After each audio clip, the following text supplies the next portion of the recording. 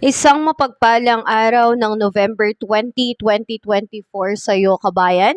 Narito ang latest update natin ngayong araw na ito at ano nga bang inaasahan nating panahon? Magiging maulan nga ba at meron ba tayong panibagong bagyo na binabantayan ngayon sa loob at labas ng Philippine Area of Responsibility? Yan yung aalamin natin ngayong araw na ito kabayan. Kaya samahan mo ko. So bago ang lahat, makikisuyo lamang po ng iyong like and subscribe at pahit na rin po ng notification bell para updated ka pa sa susunod ko pang ulat panahon. Kabayan, ngayong araw na ito, patuloy pa rin po tayong makakaranas ng pag-uulan lalo na po pagdating sa hapon. Yan po ay dulot po ng apat na weather system na binabantayan natin ngayon. Una na po dyan kabayan, ito pong northeast monsoon o hanging amihan na direktang nakakaapekto po ngayong araw dito po sa May Batanes. Kaya asahan po dyan na magiging maulap pa rin po ang kalangitan na may kasama pong pag-uulan. Samantalang pangalawa naman po itong shoreline. Ito pong pagtatagpo po ito ng mainit at malamig na hangin. So ang pinaka naapektuhan po ngayon ay ito pong area ng Babuyan Islands. So asahan po ang pagkakaroon ng cloudy skies with scattered rains and isolated thunderstorms. Epekto nga po yan ng shoreline dyan sa may Babuyan Islands. At dito naman kabayan, apektado po ng pangatlong weather system natin, ito pong easterlies, ang area po ng Caraga and the northern Mindanao. Kasama rin kabayan, Bicol Region, Eastern Visayas, and Davao Region. Kaya maasahan po ang pagkakaroon ng maulap na kalangitan at kalat-kalat na pag-ulan lalo na pagdating sa hapon at sa gabi. At dito naman kabayan sa Metro Manila, tilampang natitirang bahagi ng ating bansa na hindi ko na nabanggit, ang magpapaulan po lalo na pagdating sa hapon at sa gabi ay ito pong mga localized thunderstorm. So kabayan, itong apat na weather system natin, itong northeast monsoon o hanging amihan, shoreline, easterlies at localized thunderstorm ay posible pong magdulot ng maulap na kalangitan at kalat-kalat na pag-ulan lalo na pagdating sa hapon at sa gabi. Pero kabayan, pagdating sa umaga at sa tanghali, maaliwalas o generally fair weather po ang ating aasahang panahon.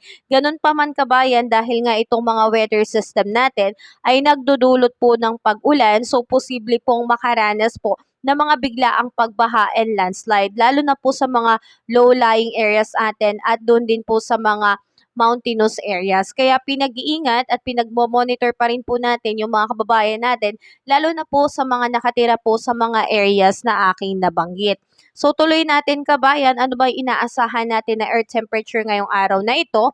Sa Lawag, posibleng umabot up to 31 degrees Celsius, Tugigaraw 30 degrees Celsius, Baguio 23 degrees Celsius at Metro Manila 32 degrees Celsius. So maaliwalas ang panahon pagdating sa umaga hanggang tanghali. At dito rin kabayan sa may Calayan Islands at Puerto Princesa, posibleng umabot ang air temperature 32 to 33 degrees Celsius. Iloilo 32 degrees Celsius, ganun din sa Cebu. Tacloban 33 degrees Celsius. Cagayan de Oro, 32 degrees Celsius. Zamboanga at Davao po ay 33 degrees Celsius. Palagi pa rin po tayong magdala ng payong bilang pananggala natin, sadyang kung makakaranas tayo ng mainit na panahon o maaraw, pero pagdating naman ng pag-ulan, ay magagamit din po natin itong payong na ito. Kaya wag po natin kakalimutan laging magdala ng pananggala sa init at pananggala sa ulan. Sa ngayon kabayan, pagdating naman sa ating mga baybayin, inaasahan pa rin na meron pa rin pong nakataas na gale warning signal dito po sa may Batanes, Ilocos Norte at Babuyan Islands, kung saan kabayan 3.1 to 5 meters po ang taas ng alon. Kaya mga kababayan natin na dyan nakatira, ay pinag-iingat muna at hindi po muna pinapayagang pumalaot dahil ito po ay magiging mapanganib po kabayan. Kaya stay at home na lamang po o sa ibang baybayin na lang po mangisda kabayan. At sa mga kababayan natin na nagtatanong kung meron na ba tayong namamataan na sama ng panahon sa loob at labas ng Philippine Area of Responsibility, kabayan, makinig ka dahil good news ito. wala pa po tayong binabantayan na sama ng panahon sa kasalukuyan dito po sa loob at labas ng Philippine Area of Responsibility. Kaya wala po tayong dapat na ikabahala sa ngayon. Pero patuloy pa rin po tayong maghanda, lalo na by next week kabayan, dahil naglabas na rin po ng forecast ang Pag-asa na posibleng merong isa o dalawang bagyo po na pwedeng pumasok sa loob ng Philippine Area of Responsibility.